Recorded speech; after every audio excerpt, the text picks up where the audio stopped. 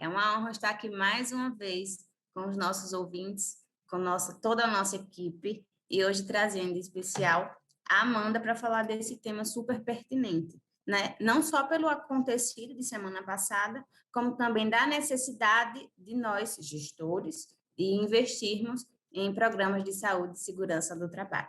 Então, Amanda, sinta-se à vontade para se apresentar, para que a gente possa iniciar o nosso bate-papo. Bom dia, eu sou Amanda Mendonça, sou técnica de segurança do trabalho. Atualmente, eu tenho uma empresa também de saúde e segurança do trabalho. Eu trabalho nessa área já tem aí por mais de 7 anos e gosto muito. E assim como vocês colocaram, né, esse acidente que aconteceu, essa explosão semana passada na Caeté, só faz cada vez mais a gente saber que saúde e segurança do trabalho é importante, né? Como é válido ter uma equipe treinada dentro de uma empresa, porque é aquela coisa, a gente não espera que acontece, mas um princípio de incêndio, uma explosão, às vezes ela acontece repentino, e aí a gente não espera. Então, a gente precisa ter uma equipe preparada. Então, assim, se escutou muito nos rádios que a CIPA estava preparada, que é a Comissão Interna de Prevenção de Acidentes, né, que a Brigada de Incêndio também estava lá agindo, que o Corpo de Bombeiro, quando chegou, eles já tinham iniciado, né, então, assim, foi feito são 5 tanques, se eu não me engano, e 2, né, que tiveram a explosão. E o tempo todo eles ficaram tendo o maior cuidado de fazer o resfriamento dos demais tanques para que o fogo não se expandisse para os demais. Então, assim, como é importante você ter uma equipe preparada para saber agir. E às vezes acontece muito eu mesmo já fiz muita visita em empresas onde todo mundo tinha os preventivos. Uma coisa que é muito comum, se tem extintores dentro das empresas, tem placa de sinalização, a empresa às vezes tem os projetos de incêndio, mas quando você chega para perguntar para o responsável da empresa, tem alguém capacitado para manusear os extintores? Qual é a resposta que você escuta? Não, Amanda, não tem ninguém. Eu já cheguei a escutar uma vez de uma empresa onde a moça disse, se acontecer, todo mundo corre. Mas os preventivos estão ali para a gente controlar o princípio de incêndio. Claro, quando ele toma um alcance maior, imediatamente a gente já tem que estar prevenido e ter acionado já o corpo de bombeiro. Mas a gente consegue intervir, a gente consegue controlar.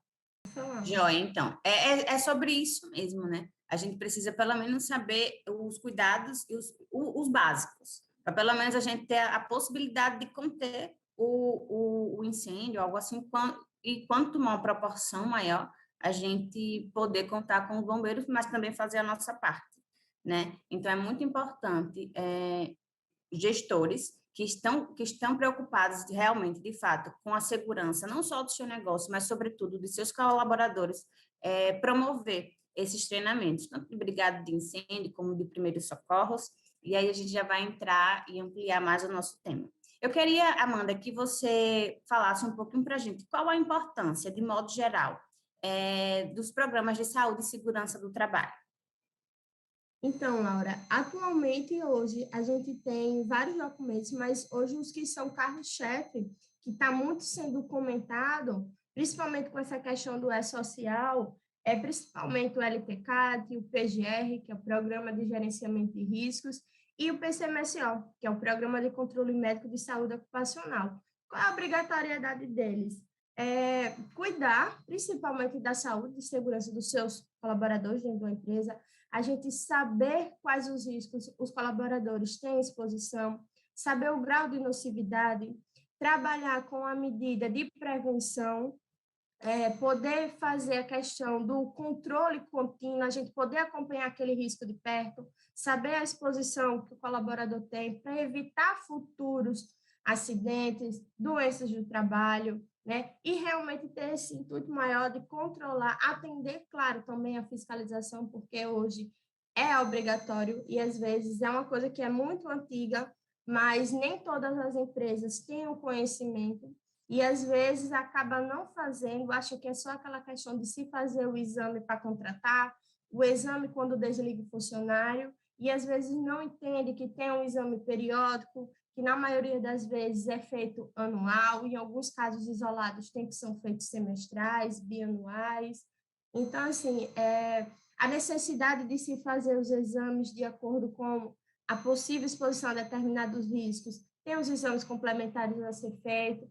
Por exemplo, é muito comum, às vezes a gente vê muito na clínica, o pessoal liga e faz, olha, eu tenho um funcionário que eu tenho uma documentação e ele vai trabalhar em altura.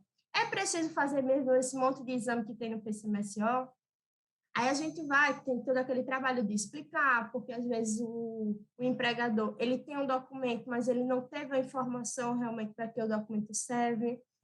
Então, a gente trabalha muito lá na Start de conscientizar, de explicar. Eu digo sempre que não é só fazer uma venda, mas é ter todo o acompanhamento, estar sempre acessível para esclarecer, porque é isso, um empregador, ele não sabe de tudo relacionado à segurança. Então, ele precisa estar ciente para que ele possa instruir os colaboradores dele. Semana passada, eu participei de um evento que o público-alvo era porteiros, subsíndicos, síndicos, fiscais, e a gente trabalhou justamente a importância dos documentos. Então,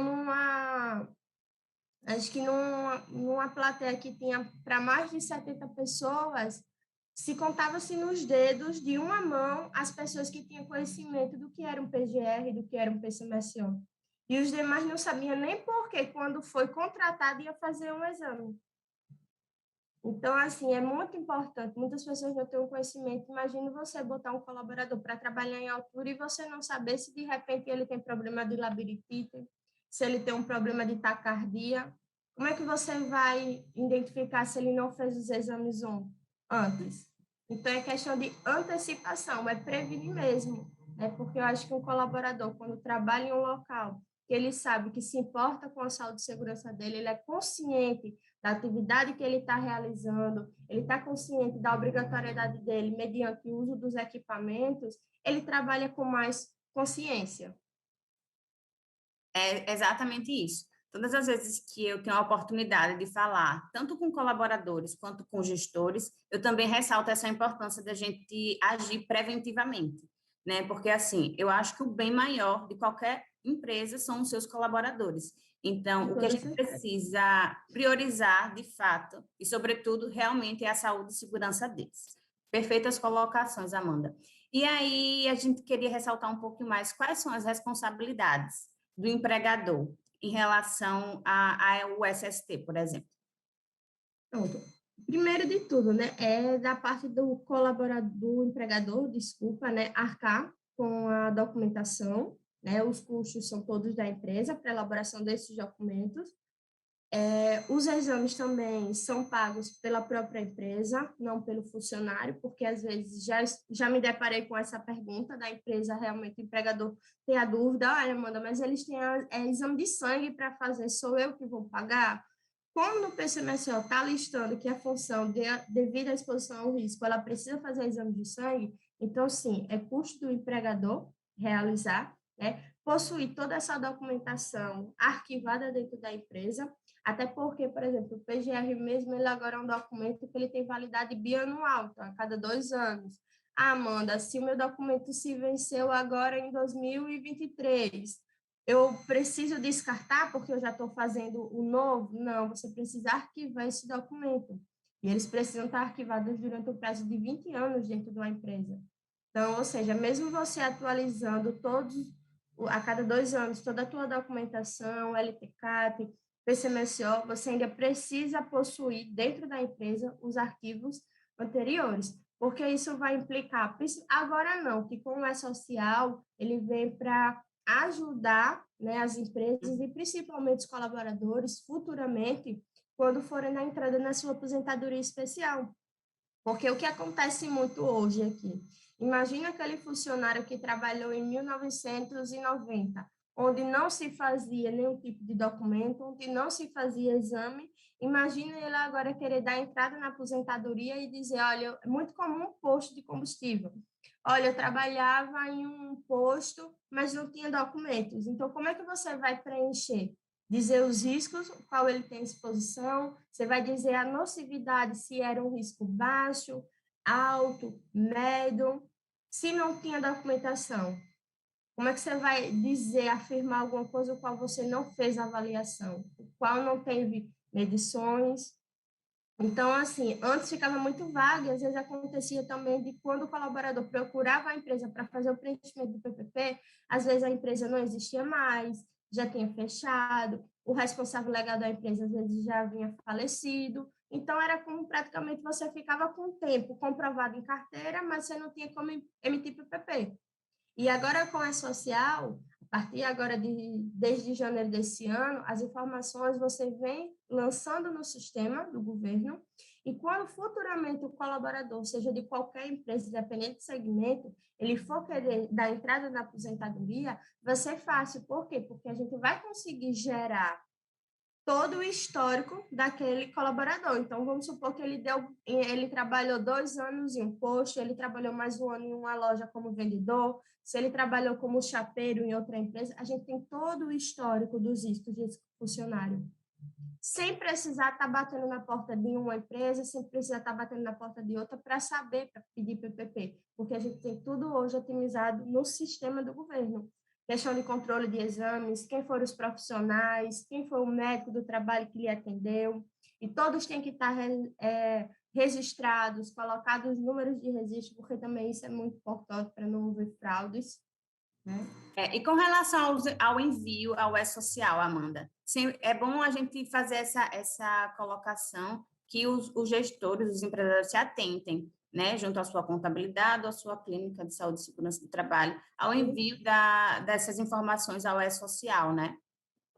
Isso mesmo, né? Esse ano agora de 2022 foi quando, somente em janeiro, né? Eu costumo dizer que foi quando deu o boom, que começou aquela procura, as empresas, muitas das empresas já se adequaram, então a questão de fazer o envio já a partir de fevereiro, mas aí o governo ele flexibilizou um pouco, até porque sabe que a gente tem um número muito grande de empresas e nem todo mundo ia conseguir atender, eu acho que nem as empresas de saúde e segurança do trabalho iam ter estrutura para poder realizar a documentação de todas essas empresas. Então, o que é que o governo fez? Esse ano de 2022 é mais para conscientização, é para as empresas já se antecipar, fazer a documentação, já começar a enviar para também você saber como é feito, como é todo o processo. Porque, por exemplo, como é que é feito? Você tem que procurar, claro, uma clínica para lhe dar o suporte. Existe contabilidade que faz, mas não é uma responsabilidade do contador fazer isso. Tá? Então, o ideal mesmo que seja uma empresa de saúde e segurança do trabalho para poder fazer o envio desses eventos, que a gente tem 2220, 2240, 2230, 2210, que fala da questão dos riscos, que está voltado para o LTCAT, para dizer se as funções têm direito ou não à aposentadoria especial, o controle da questão do 2220, dos exames, né, do todo o admissional que ele fez, do periódico, mudança de função, retorno ao trabalho, para ter esse histórico. Mas como é? Você procura uma clínica, você vai fazer toda a sua documentação. Existe a questão de algumas empresas possuem um software adequado para fazer o envio diretamente para a plataforma do governo, o qual, para ser feito isso, a contabilidade tem que fazer uma procuração em nome da empresa, dando poderes para poder fazer a transmissão dos eventos de SST para o governo. E como é que geralmente é feito? Depois da procuração realizada, a gente vai levantar todas as informações, cadastrar em sistema e fazer o envio. Lembrando sempre que todo o evento realizado no mês atual, você tem até o dia 15 do mês subsequente para enviar. Um exemplo básico, hoje é dia 4 do 10, então vamos supor que o funcionário ele fez exame hoje na clínica. Então, você tem até o dia 15 de novembro para enviar essas informações. Então, ou seja, você tem basicamente aí mais 15 dias de outro mês, quando concluir esse mês atual, para se organizar, ver se tudo está ok e enviar.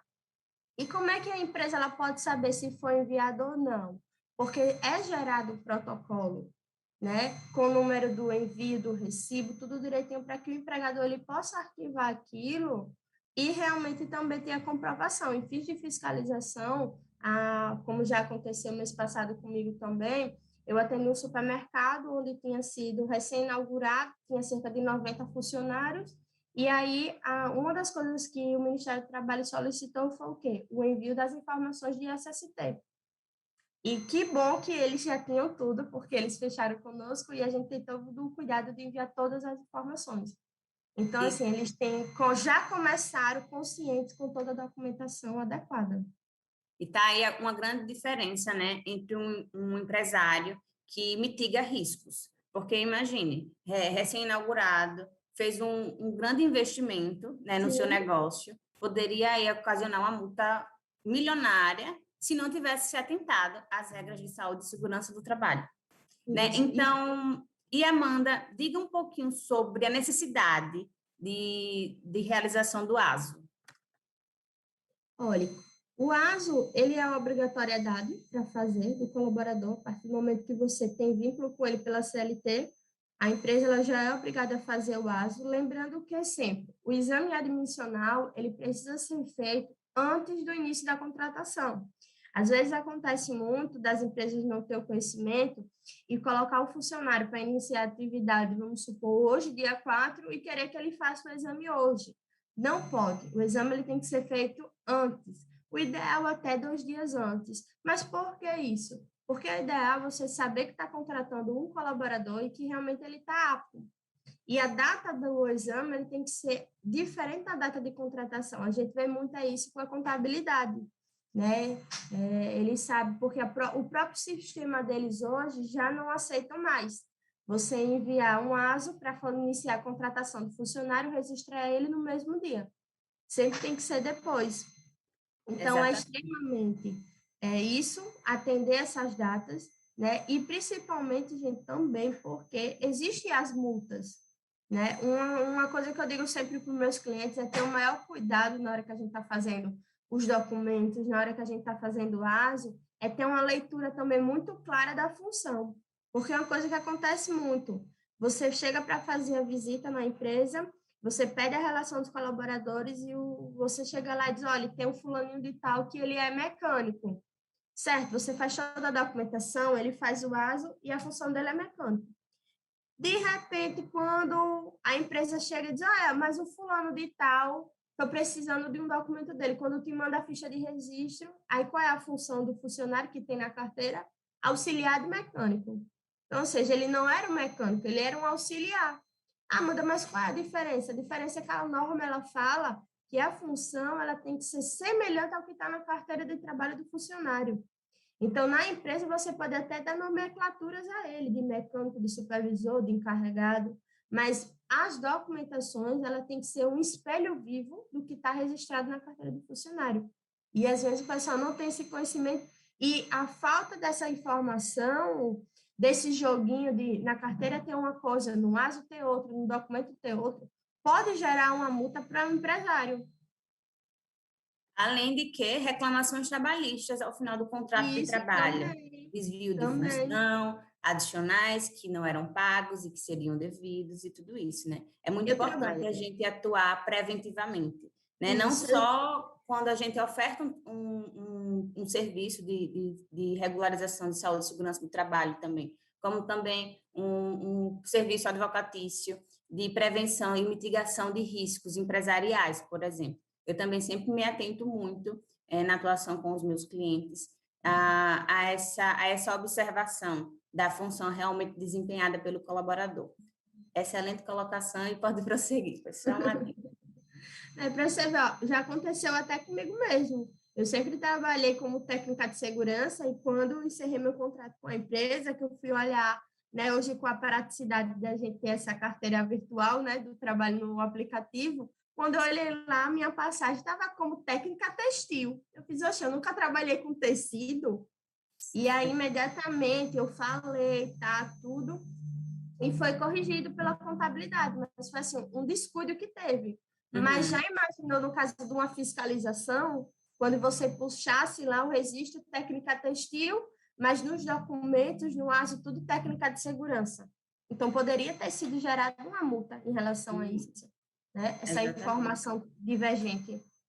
Perfeitamente. Ô, Amanda, e olha só, uma dúvida corriqueira que eu tenho, assim, no meu dia a dia, na atuação, é quanto ao uso de EPI. A gente sabe que muitas vezes a gente orienta, dá treinamento e o nosso colaborador não quer, muitas vezes não quer usar. E aí, nessa situação, fale um pouquinho da importância do uso do EPI. Então, né, quando a gente fala de EPI, né, que é equipamento de proteção individual, a gente está falando diretamente de NR6. Então, a NR ela é bem clara quando ela fala da obrigatoriedade do empregador e da obrigatoriedade também do colaborador, porque não é só dever da empresa fornecer, mas também é dever do colaborador usar. Uma coisa que quando eu falava muito em treinamentos de EPI, eu gostava muito de colocar a obrigatoriedade do colaborador e pedir para eles lerem em voz alta a primeira nomenclatura que tem do item A, que já começa a usar o equipamento. Então, eu sempre brincava muito. Se a norma fala que você tem que usar, então qual é a desculpa que você, funcionário, vai dizer que não quer usar o EPI, né? É aquela coisa, é dever sim você usar, porque quando você iniciou suas atividades, você já sabia a função que você ia exercer. Então, é nesse momento da contratação que o empregador ele tem que fechar diretamente os laços e já informar, olha, você está sendo contratado, você vai exercer essa função, são essas as tuas atribuições, esses estão os equipamentos aqui de proteção individual, entregar, protocolar, né, fazer aquela fichinha de entrega de EPI, colocar a numeração do CA, porque a partir desse momento que o colaborador está sendo instruído mediante o uso, assinando a ficha, é de entregar a responsabilidade do funcionário, cuidar daqueles equipamentos, utilizar aqueles equipamentos, se responsabilizar por ele, para que amanhã ou depois ele não venha dizer, mas eu não tenho uma bota, mas você tem uma ficha que você recebeu uma bota. Eu trabalhei 10 anos e eu nunca usei um protetor auricular. E vem a empresa, mostra todas as fichas de EPI e o funcionário, ele estava usando. Sim, é porque ele recebia. Entendeu? Uhum. Então, se ter uma fiscalização, trabalhar com essa conscientização, porque é muito importante. Muitas das vezes, mas o empregador não sabe, que a não utilização do EPI, você pode gerar advertências para o colaborador, levando até uma demissão por justa causa. Então, Exatamente. E é essa mesma importância, né, da gente documentar, deixar tudo isso registrado. Amanda, o nosso bate-papo está maravilhoso. Eu adorei trazer você aqui, mas pelo tempo a gente precisa encerrar um pouquinho o nosso programa, tá? Então, mas eu vou convidar todos os nossos ouvintes a mandarem as suas dúvidas e questionamentos para as nossas redes sociais, que lá nós vamos continuar o nosso bate-papo. Vou abrir também para o Álvaro, para saber se ele tem alguma pergunta a fazer, se tem algum apontamento. Sinta-se à vontade, Álvaro. Certo, obrigado. Primeiro, Parabenizar, parabenizar aí. excelente. Olha, muito importante para as empresas, para os nossos clientes que têm empresas, né, ter ouvido aí esse momento do negócio de hoje. Muito importantíssimo, muito importante mesmo. E muito importante também para o funcionário que também está ouvindo o Tribuna Livre, está assistindo o Tribuna Livre. Então, primeiro, assim, destacar a importância, no caso da segurança do trabalho, não só na área de saúde, do treinamento, né? E a gente teve esse exemplo aqui com o incidente acontecido na usina, a importância do treinamento, a ação de imediato. Muitas vezes a pessoa que está fazendo o treinamento acha que nunca vai acontecer, que aquilo às vezes é até uma perda de tempo. Eu sou ex-funcionário da Companhia Atlantic de Petróleo, sou ex-funcionário da Petrobras e mesmo trabalhando na parte comercial da empresa, eu tinha a obrigação na Petrobras de pelo menos uma vez por semestre, então 2 vezes ao ano, passar por um treinamento contra o incêndio, porque muitas vezes eu estava na base da companhia onde tinha os tanques, né? Então, aí eu via muita gente dizer, mas para que a gente está fazendo isso? Não vai ser preciso. E a gente vê que sim, que é importante participar desses treinamentos, que os funcionários estejam preparados para isso, porque na hora que acontecer, funciona. E a gente teve o exemplo aqui da usina Caeté, a brigada de contra o incêndio estava preparada, fizeram o rescaldo dos tanques, então foi maravilhoso. Queria dar esse destaque. E queria fazer uma pergunta à Amanda. A quantidade de funcionários que exige que tenha esse departamento de segurança do trabalho. Qual a quantidade, vamos dizer, mínima que uma empresa tem que seja obrigado a ter o departamento de segurança do trabalho? Então, Álvaro, a parte de documentos, né, ela já começa a ser obrigatória a partir do momento que você já tem um funcionário registrado pela CLT, né, E aí, agora, com essa atualização agora da NR, com o PGR, tem alguns critérios para alguns tipos de empresas, seja ela MEI, ME, da desobrigatoriedade, em algumas situações da não elaboração do PGR, certo? Mas, basicamente, todas as empresas, independente do seu segmento, elas precisam ter a documentação.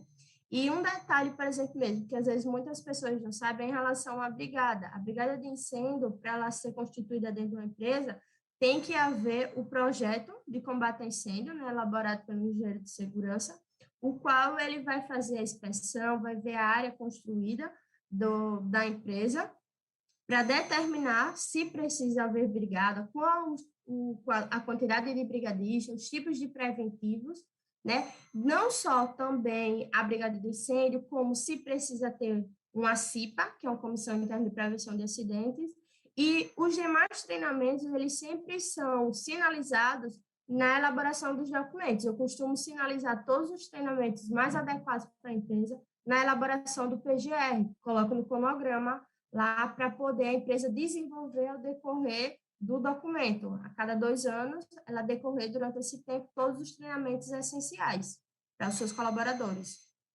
Então, não existe o número mínimo de funcionários que a empresa tenha que ter o seu departamento de segurança do trabalho. Não, não. Vai depender muito também do grau de risco da empresa. Claro que para aquelas empresas que têm um grau de risco maior, que a atividade de risco dela é mais elevada, ela precisa constituir um SESMIT, certo? Mas aí são empresas mais de alto porte. As demais, que é um pouco mais comum no nosso comércio, né? Empresas geralmente de 50, 60, 70 colaboradores, essas já é muito difícil ter a obrigatoriedade de construir um SESMIT. Ok, olha, eu quero mais uma vez, nosso tempo está se esgotando, mas eu quero agradecer demais a participação de vocês. Laura, muito obrigado, o tema foi importantíssimo. Muito obrigado a Amanda Mendonça também. Dizer que o programa Tribuna Livre aqui está à disposição sempre de vocês e parabenizar por esse momento negócio que nós tivemos hoje tão importante. Muito obrigado, Laura, e muito obrigado, Amanda.